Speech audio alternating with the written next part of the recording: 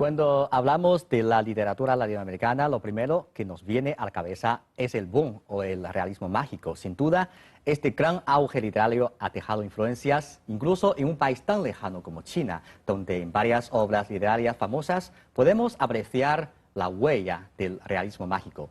Pero es cierto que después del boom, la literatura latinoamericana se sumió en el silencio. En este programa vamos a tratar de nuestro conocimiento sobre la literatura de estos países y en especial sobre el post-boom. Bienvenidos a Enfoque. Nos acompaña en el estudio dos especialistas sobre este tema. El señor Zheng Shujiu, que es catedrático de la Universidad de Estudios Extranjeros de Beijing, también investigador veterano de la literatura hispanoamericana. Bienvenido. Gracias. Y la señora Lou Yu, secretaria general de la Asociación de Estudios de la Literatura Española, Portuguesa y Latinoamericana. Bienvenida a Enfoque. Muchas gracias. Bueno, hoy vamos a hablar sobre un tema interesante que es la literatura latinoamericana. Bueno, que yo sepa, en China la gente han conocido sobre la literatura latinoamericana a través del boom. Entonces, también muchos lectores chinos están influenciados por el boom literario de América Latina. Para usted, ¿cómo se entiende este boom literario de América Latina? Muy bien. Como sabe todo el mundo, que los años de los 60 del siglo pasado y también los primeros de 70 del mismo siglo, América Latina o el mundo hispanoamericano encontró un auge o un gran desarrollo en la literatura hispanoamericana. Bueno, que se denomina el boom literario, ¿no? En ese periodo aparecieron una serie de novelas de importancia trascendental, como La muerte de Artemio Cruz, de Carlos Fuentes, de Rayuela, de Julio Cortázar, de La conversación en la catedral de Vargas Llosa, así de La ciudad de los perros, de Vargas Llosa. Bueno, estas obras dieron en realidad un auge o un gran desarrollo, un gran salto en la literatura hispanoamericana. Y en realidad ese periodo es el periodo que la narrativa sustituyó por primera vez a la poesía en el continente hispanoamericano, Sí. ¿no? Por eso podemos decir que en realidad es un boom narrativo en vez de boom literario en general, ¿no? Hay que, mencionar o subrayar una cosa, que en ese periodo surgió un grupo relativamente joven, ¿no? Que he mencionado como Carlos Fuentes, Sí. como García Márquez, como Mario Vargas Llosa, así José Donoso, entre otros, ¿no? Sí. Que dieron sus obras más trascendentales en el mismo periodo. Sí. Y otra cosa también muy importante que no debemos olvidar, que es el aporte o la contribución que han hecho las casas editoriales de España, de algunos países latinoamericanos, ¿no? Y gracias a ellas, ¿no?, los lectores pudieron apreciar a estas obras tan importantes a través de las publicaciones. Sí. Y luego, con la traducción en varias lenguas extranjeras, lectores de otras partes del mundo, como los chinos, también podemos apreciar y leer las obras arriba mencionadas. Sí, como lo que usted acaba de explicar, las creaciones literarias del periodo de boom de América Latina ha dejado un impacto muy fuerte, no solamente en ese continente latinoamericano, sino también en otras partes del mundo, como también en China. Entonces, que yo sepa, usted ha hecho una investigación sobre las obras literarias de América Latina en China. Entonces, cuéntenos algunas cosas sobre este aspecto. Por ejemplo, ¿cuál era la primera obra literaria que ha sido traducido en China y cuáles son las obras literarias que han sido traducidas en China hasta ahora?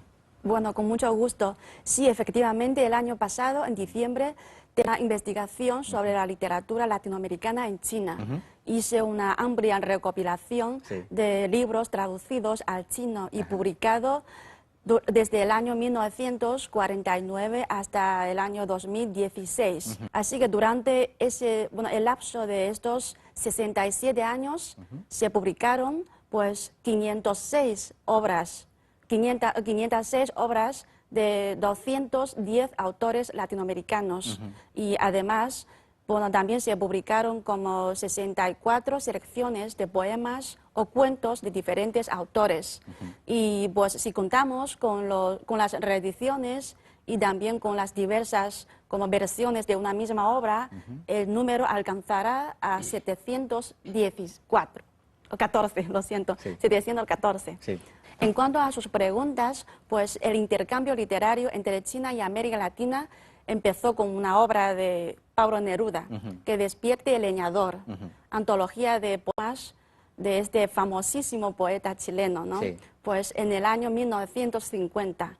Así que pues durante esta época, es decir, los primeros años en consonancia con la situación sociocultural de aquella época, las obras traducidas, pues en general se limitaban a un estilo realista. Sí. Sí. Y pues, y después, bueno, también las traducciones de esa época eran indirectas, es decir, muchas obras eran traducidas del ruso, de inglés o del francés. Sí. Sí. Y luego el primer auge, ¿no?, de la traducción, difusión de la literatura latinoamericana en China llegó con los procesos de la reforma y apertura de China y también con la fundación de la Asociación China de Estudios de la Literatura Española, Portuguesa y Latinoamericana en el año 1979. Durante este periodo se han traducido como 277 obras. Sí, son muchas. Sí, de la literatura latinoamericana. Así que casi la mitad de estas obras son de escritores del boom, como ha mencionado el profesor Zheng. Ya son traducidas al chino, por ejemplo, 100 años de soledad de García Márquez, Sí. La Casa Verde y La conversación en la catedral de Vargas Llosa, y también Artemio Cruz de Carlos Fuentes y Rayuela de Julio Cortázar. Sí. Sí, todas estas obras son traducidas al chino, pues. Sí. Y también, como ha mencionado, ¿no?, que la literatura hispanoamericana, sobre todo los escritores del realismo mágico, han dejado como impactos, ¿no?, muy profundos en la creación de los escritores chinos. Sí. Y han pues marcado influencias en toda una generación de escritores chinos, Sí. tales como Mo Yan, Ye Lianke, pues Han Shaogong y Ma Yuan, entre otros. Sí, todos son escritores famosos de China. Sí. Y por eso, digamos que en el año 2012, cuando Mo Yan ganó el Premio Nobel de la Literatura, la Academia Sueca de Literatura califica la creación de ese escritor con las siguientes frases, como es una combinación entre leyendas populares, la historia y la sociedad contemporánea a través del realismo mágico. Mágico, sí. Sí, claro. Y después de que Mo Yan ganó el premio, hemos visto que en China muchas obras literarias de América Latina de ese periodo fueron traducidos en China. Hay diferentes versiones, las obras de García Márquez, obras de Vargas Llosa, de todos. Sin embargo, hay que reconocer que todavía tenemos pocas informaciones sobre las literaturas latinoamericanas después del periodo de Pong. Entonces, me parece que es muy significativo que el profesor Zheng ha dirigido la redacción de esa obra titulada Literatura Hispanoamericana 1980-2000, porque es justamente ese periodo de post-Pong de América Latina y nos ayuda a conocer mejor las obras de ese periodo. Cuéntenos un poco sobre esa obra. Bueno, en realidad esta obra forma parte de una serie. Sí. Una serie de 10, una colección de 10 libros, ¿no? Que se refiere a literatura como la nuestra, que es literatura hispanoamericana. Y también incluye la española, Sí. la norteamericana, la francesa, la alemana, la japonesa, entre otras, en total 10, ¿no? Sí. Claro, esta colección de la nuestra es el primer libro que se publicó entre la serie o la colección. Pues en ese libro, en realidad, Louis también ha participado en ese trabajo que duró 9 años. Wow. No es digamos, de poco tiempo. Claro. 9 años de un grupo dirigido o manejado por mí, de 9 miembros, que casi todos son ex alumnos de posgrado, de posgrados míos. ¿Sí? El libro, yo puedo mencionar unas, digamos, unas cifras, ¿no? Que de los 2 tomos que aquí presentes, que consta de 1.200 páginas, ¿no? Con 1.230.000 caracteres chinos, ¿no? Que hemos presentado 1.114 títulos, ¿no? Entre 544 escritores, ¿no? Divididos divididos en 17 países hispanohablantes, ¿no? Quiere decir, de este continente. Sí. Bueno, además, también incluye en este libro algunos, digamos, documentos o informaciones de eventos más importantes de cada año en lo que se refiere a la literatura en este continente, ¿no? Y también 3 apéndices, como revistas, organizaciones o asociaciones literarias de esta zona. En realidad es un tipo de diccionario literario, ¿no? De carácter enciclopédico, ¿no? Que tratamos a través de estos títulos, de estos libros publicados durante 21 años, de sacar algunas conclusiones, hacer algunas investigaciones, aunque básicas, ¿no? Pero con eso, por lo menos, podemos ayudar a los alumnos de posgrado, a los traductores, ¿no? Que quieren sacar informaciones valiosas de este libro. Me parece que es una herramienta muy importante que nos ayuda a conocer mejor los autores, las obras de América Latina. Bueno, yo creo que mucha gente todavía piensa que después del boom literario de América Latina, la literatura de esa región se quedó en silencio. Pero después de su presentación, yo creo que la realidad no es así. Entonces, ¿cómo se caracteriza las literaturas de América Latina en el periodo de post? En realidad, después de esa investigación, después de ese trabajo, digamos, de estudiar, de recolectar documentaciones para escribir los títulos o presentar los libros publicados durante estos 21 años, hemos podido, digamos, sacar algunas conclusiones, ¿no? Primero, es que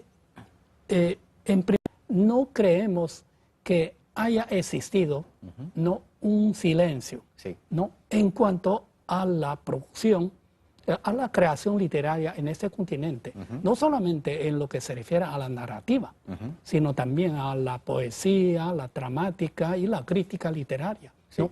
No había un silencio, ni tranquilidad, sino un gran, digamos, desarrollo, ¿no? Hay una evolución progresiva, en ese periodo, ¿sí? Una cosa muy importante, que los grandes maestros del boom siguieron contribuyendo con sus obras nuevas, ¿no? Tan importantes en lo que se refiere a la calidad académica, a la calidad literaria. Por ejemplo, después del boom, ¿no? Ha publicado El amor en los tiempos de cólera, ¿no? El general en su laberinto, por parte de Gabriel García Márquez, ¿no? Digamos, de Terra Nostra, de Carlos Fuentes, ¿no? Y también una novela que me ha gustado mucho de Vargas Llosa, que es La fiesta del chivo, ¿no? Por otra parte, los nuevos escritores, relativamente jóvenes en comparación con esta generación de los de boom, también han contribuido, ¿no? Y lo más importante, que existe un cambio en lo que se refiere a la enfoque literario por parte de estos escritores jóvenes, ¿no? Y se nota, ¿no? Para mí, al hacer ese trabajo, se nota un cambio evidente en lo que se refiere a los temas, ¿no? Los temas que vuelven hacia el realismo. Sí. Yo digo, o diría yo, que es como si fuera una restauración, ¿no? del realismo, Sí, pero de nuevo modo, de nuevos enfoques. Hay escritores jóvenes que en vez de seguir el mismo modo, ¿no? de creación por parte de los maestros del boom, ellos han, digamos, enfatizado el afán en el realismo, Sí. ¿no? Y su compromiso con la sociedad, que eso es más importante. Además se nota una visión optimista en vez de pesimista que ocurría durante el periodo del boom. Sí, bueno, usted también ha mencionado sobre la curvación de nuevos escritores, ¿no? Entre ellos el surgimiento del grupo femenino en ese periodo, después del boom literario. Entonces, doctor Dalot, ¿nos puede explicar un poco sobre esa parte, sobre la creación femenina en América Latina y también sobre la traducción de esas obras en China? Bueno, sí, pues al encontrar los grandes literarios no logrados del boom, nos enfrentamos a otra realidad, que es, pues, el boom fue un movimiento básicamente de escritores masculinos, ¿no? Como digamos, pues así que en esta tradición machista de la literatura latinoamericana, pues por fin sobresale, ¿no? En el periodo de post-boom, en el escenario literario, pues de un grupo numeroso de escritoras a nivel regional o internacional, tales como Isabel Allende, Laura Esquivel, Ángeles Mastretas, y también podemos mencionar la escritora argentina, pues Luisa Valenzuela, por ejemplo, ¿no? Pues, y las escritoras del post-boom, pues sus creaciones, ¿no? están vinculadas estrechamente con el testimonio de como múltiple marginalidad por situarse en el tercer mundo, por ejemplo, en la posmodernidad y por su condición de mujer. Y también está, pues, relacionada con la reivindicación de una libertad femenina. Así que a través de sus obras, demostrando cómo la mujer puede ser dueña de sí misma, tanto, bueno, de su cuerpo y también de su pensamiento. Y en cuanto a su otra pregunta, pues entre las escritoras del post-boom, Isabel Allende es la más traducida en China. Hasta ahora ya tenemos como, bueno, 8 novelas traducidas al chino. Por ejemplo, está, bueno, una novela muy famosa suya, que es La Casa de los Espíritus, y también de Amor y de Sombra, y Eva Luna, por ejemplo. Y también, pues quiero destacar otra obra de una escritora mexicana, que es La Piel del Cielo, novela testimonial de la escritora mexicana Elena Poniatowska.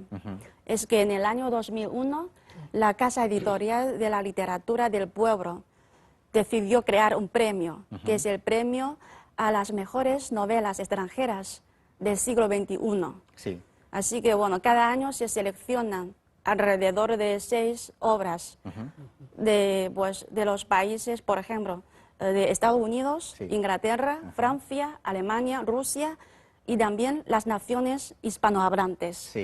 Así que, bueno, a partir de ese momento hasta la última edición, entre, bueno, esas como 16 libros de la literatura latinoamericana, contamos con 9 obras de América Latina. Y esta obra, pues La Piel del Cielo, es la primera obra premiada de este premio, ¿no?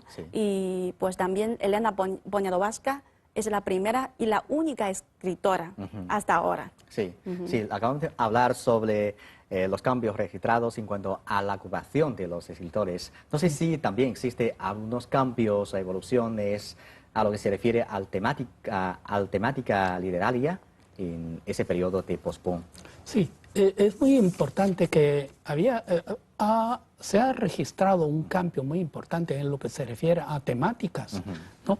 Bueno, aquí, por ejemplo, Antonio Skármeta ha dicho, nuestra generación entró de lleno a participar en la vida social. En numerosos casos lo hizo en la forma más explícita de la militancia partiditaria, ¿no? Y este grupo, ¿no?, ya muy apegado al realismo, ¿no?, a la vida cotidiana, a la vida social. Entonces, además, en sus obras contiene, que para mí es muy importante, contiene esa visión optimista, ¿no? Y también hay temas, digamos, que se refleja, ¿no?, el amor, además el amor puro, ¿no?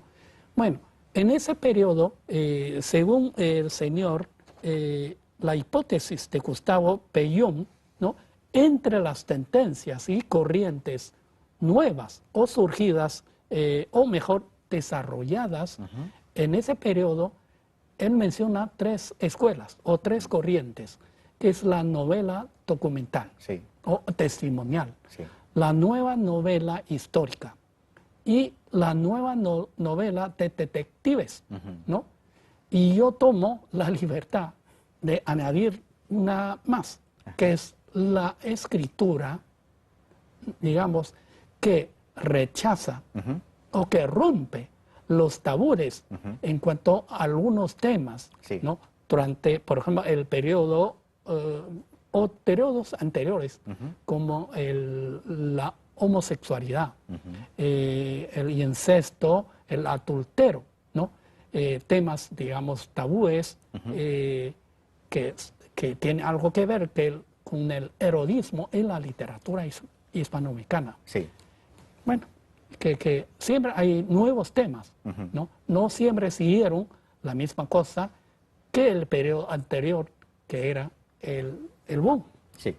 El profesor Zheng acaba de mencionar un corriente que son algunas obras de carácter detectivesco. Entonces, ¿qué observa usted? También ha realizado unas investigaciones sobre el escritor argentino Ricardo Piglia, que escribió no pocas obras de este corriente. Entonces, ¿podría desarrollar un poco para nosotros sobre este corriente?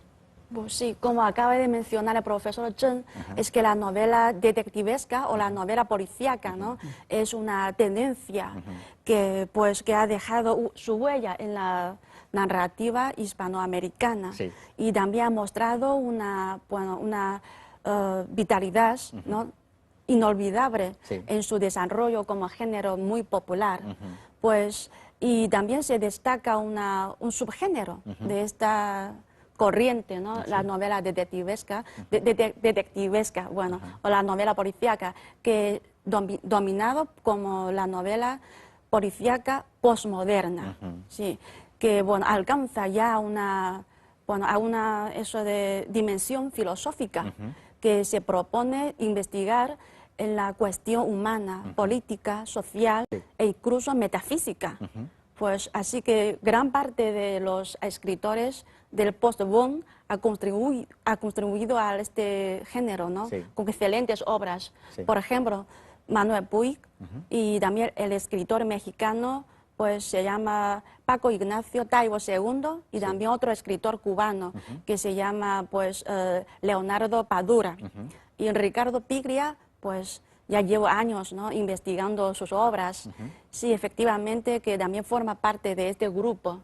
Y podemos decir incluso que fue uno de los mejores representantes de esta corriente de la novela policíaca. Podemos resumir las características de su narrativa policíaca en 3 puntos. La primera es como la trama de 2 historias. Y luego, el detective literario y también el lector detective. Es que en sus obras siempre cuenta como 2 historias, la visible, secreta o escondida, ¿no? Sí. Así que en sus obras siempre, pues, la historia visible narra la indagación de los enigmas metafísicos del detective literario. Y por otra parte, la narración también requiere una participación activa Sí. de un lector detective para descubrir la verdadera historia escondida, ¿no? Sí. en su texto. Sí. Sí, yo creo que después de escuchar tanto sobre la literatura del post-boom, muchos televidentes también quieren comenzar a leer algunas obras de este periodo. Entonces, ¿podría recomendarnos algunas obras o algunos escritores de ese periodo? Bueno, es que en cuanto a los escritores de post-boom o escritores contemporáneos, ¿no? Ajá. Pues tengo una larga lista. Ajá. Pero bueno, puedo mencionar a algunos escritores indispensables para los lectores, además de Ricardo Piglia, ¿no? Que es Sí. mi escritor favorito. Sí. Bueno, también, por ejemplo, quiero mencionar al escritor chileno Roberto Bolaño, Sí. también el cubano, pues Leonardo Padura, y también otro escritor argentino, José Juan Saer, y también pues otro escritor chileno muy joven que se llama Alejandro Zambra. Así que afortunadamente, pues gran parte de las obras de Roberto Bolaño y algunas obras de Piglia y de Zambra ya están traducidas a chino. Ah, sí, sí. Muchos televidentes de China también pueden seleccionar algunas obras de ellos para leer. Entonces, profesor Cheng, ¿cuáles son las obras que usted quiere recomendar a nuestros televidentes sobre, entre tantas obras literarias de América Latina? Bueno, es que el rector de la universidad mía ¿no? Nos pidió recomendar en cada parte, parte de literatura, Sí. recomendar un libro como la lectura obligatoria para todo el alumnado de la universidad. Yo recomendé la obra Cien años de soledad, ¿no? Sí. de García Márquez, ¿no?